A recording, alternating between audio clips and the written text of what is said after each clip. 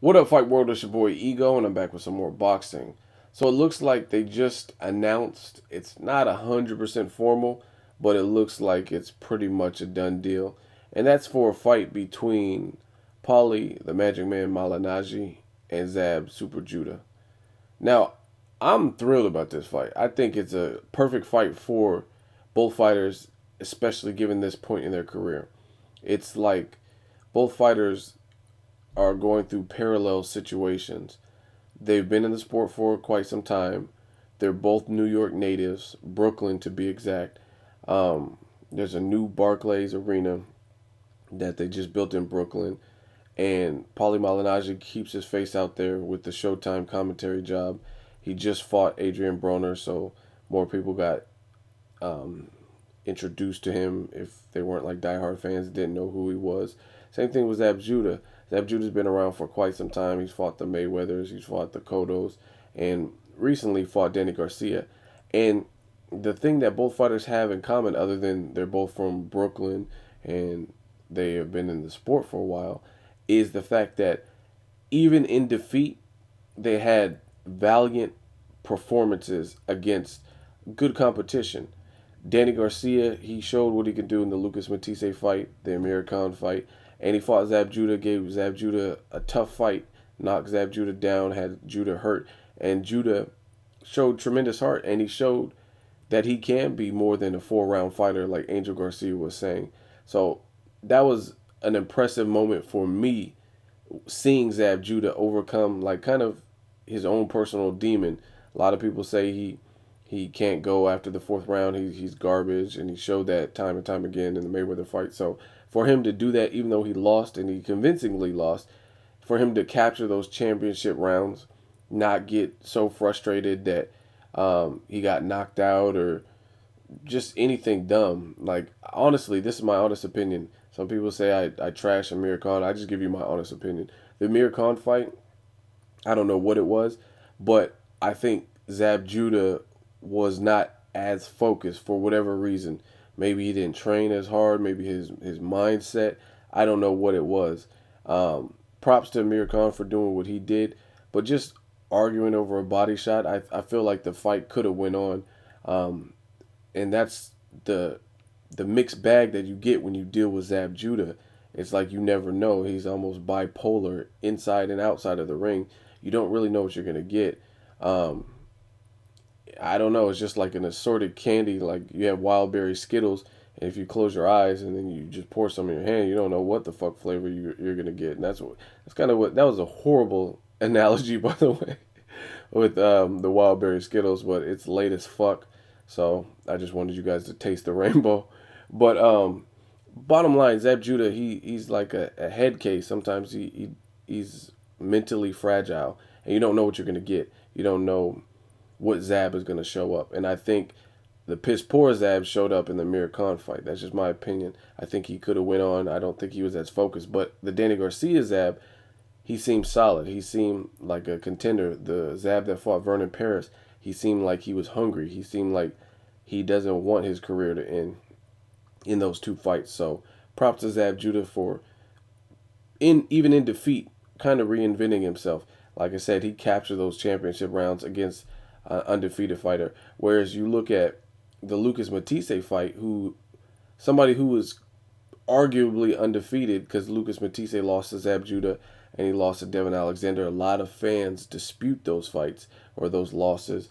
And Lucas Matisse, granted his eye was swollen, he didn't look that great in the championship rounds, especially. He looked better in the beginning of the fight, whereas Zab Judah was the polar opposite. And to me, that's more impressive for Zab Judah to be older and known for not going past 4 rounds or whatever, and for him to look good in the championship rounds against Danny Garcia.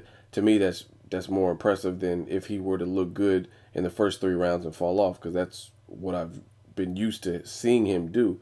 So, like I said, I thought that was a tremendous moment for Zab Judah. And crossing over to Paulie Malignaggi, a lot of people thought he was going to get thrashed by Adrian Broner. They thought Adrian Broner's skill set, speed, power, and everything would transition to the point where he would run through Paulie Malignaggi. And Malignaggi proved that to be false. And He came out with a ton of heart. He threw a high volume of punches early. He had an incredible work rate. He showed his ring intelligence. He showed how slippery and tricky and crafty he can be with no punching power, but still um, able to win rounds and steal rounds and outwork the most likely stronger fighter in terms of actual physical strength. So again, Paulie Malignaggi and Zab Judah, I I feel like even in their losses, they still held a great account of themselves, and it's nothing to hold their head low about. It's not like they look like shit and just got ran through by these young fighters, Danny Garcia and Adrian Broner. They made both of those young fighters work, and that's what we would want. Sometimes you get fighters who are kind of past prime or older in their career, and then they get ran through like a Carlos Baldemir, and they let Canelo knock him out or something like that. Not saying Carlos Baldemir was a world beater or anything. It's just a random example I could think of. So it's good to see the old dogs give the young fighters some problems, and they both lost, and they're kind of at a crossroads in their career. Like some people probably think Zab Judah and Paulie Malignaggi both need to hang him up. Paulie Malignaggi has lost his biggest fights: Amir Khan, Ricky Hatton, Adrian Broner, and really so has Zab Judah, minus the Lucas Matisse. And with the Lucas Matisse one, it was earlier in Lucas's career, and it was disputed from a lot of critics and boxing fans alike. So a lot of people thought Zab Judah shouldn't have won that fight. So realistically, Zab's lost most of the fights, his biggest fights. He lost to Corey Spinks, even though he later avenged. He lost to Floyd Mayweather, to Cotto, to Costa Zoo. Zab Judah lost to Baldemir. He lost to Danny Garcia. I mean, he lost to most of the people. Um, so it's almost like a mirror image.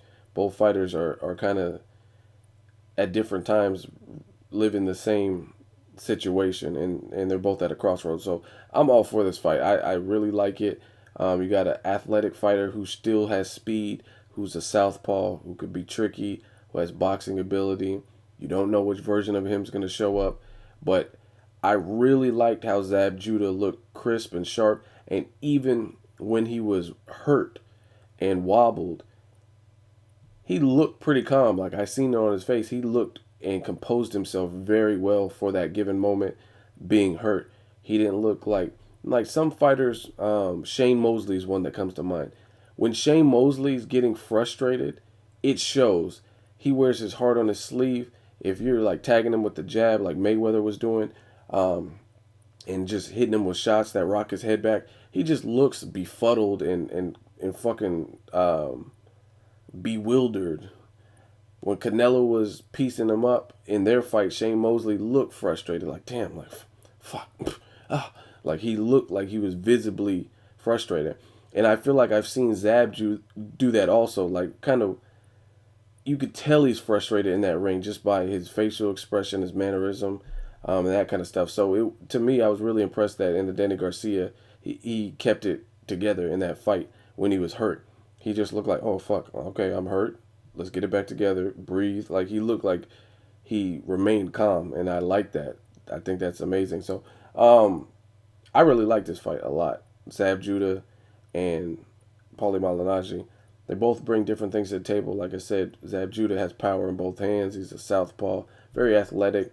Going against someone who's a thinker and is not going to just be there to get tagged. And a lot of people underrate this like a motherfucker. Paulie Malignaggi has a chin. If you look at his worst losses, his face might be bloody or whatever. Some people don't know what a chin is.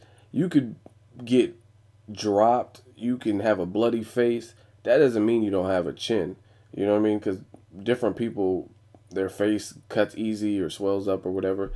So if you watch the Paulie Malignaggi and Amir Khan, that fight was stopped because he was losing the fight, and he was convincingly losing, and he was getting tagged, and he wasn't really making a fight. But he didn't get knocked out cold where he was unconscious like Pacquiao. Same thing with Ricky Hatton.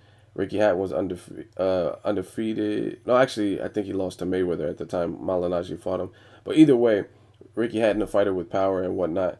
Um, Actually, I gotta check that if Ricky Hatton fought Malignaggi before or after the Mayweather fight. I don't remember off the top of my head. But either way, he didn't get knocked out. He took some licks from Adrian Broner, didn't get knocked out. Paulie Malignaggi has a chin. I don't know why people underrate it. Some people just talk about his lack of punching power, which he does have a lack of punching power, but he makes up for it in other areas, and that's mentally and having a chin and just overall fundamentals of boxing. So, good fight. I like it. They're talking about the undercard. They're talking about what type of other fight they're trying to add and stack it with, possibly Keith Thurman versus Jesus Soto Caras, possibly a fight with Devin Alexander and Luis Colazo, which I'm not really a fan of that fight. I was really looking forward to Amir Khan and Devin Alexander. I thought that's a winnable fight for both, and that's a fight that will appease all types of fans from all walks of life. Luis Colazo, like I said, I don't know. He's just an okay fighter who's lost every big fight, pretty much. Lost to Berto. He's just, I don't know. I'm just not looking forward to Luis Colazo and Devin Alexander at all. Some people complain that Devin Alexander has a boring style. Will Luis Colazo at 32, 33, whatever age he is, several defeats, be able to bring something out and force him to fight differently? I mean, I just don't see it. I think Amir Khan might, because Amir Khan has the speed, he has length, and he has an exciting fighting style himself. And I think there would be some drama in that fight because he has a shaky chin, and that kind of stuff. So I really wanted to see that Devin Alexander fight. I even really wanted to see the Kell Brook and